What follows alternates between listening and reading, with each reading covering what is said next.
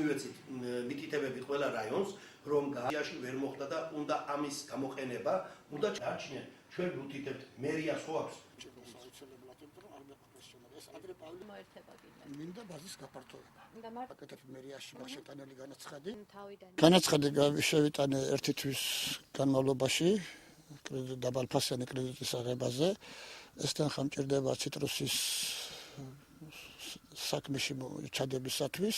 თანხა ეხლა მე რო ვითვალისწინებ, უკვე დრო მოვიდა ისეთ რომ სახელშეკრულებო საქმიანობა ექნება ეს ციტრუსიც. ხო და როცა ხელშეკრულებას ეხება საქმე, ბაზაში უნდა გედოს მანდარინი, ისე ძნელია საქმე და ალბათ 700.000 მინდა რომ დამხმარე შენობები ავიშენო.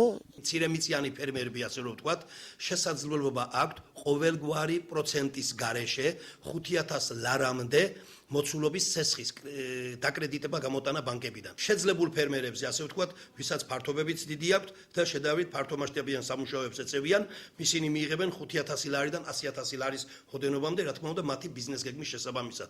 ოღონდ ამათი უკან დაბრუნების თანხა იქნება პროცენტი, ანუ 7-8%-ის ფარგლებში.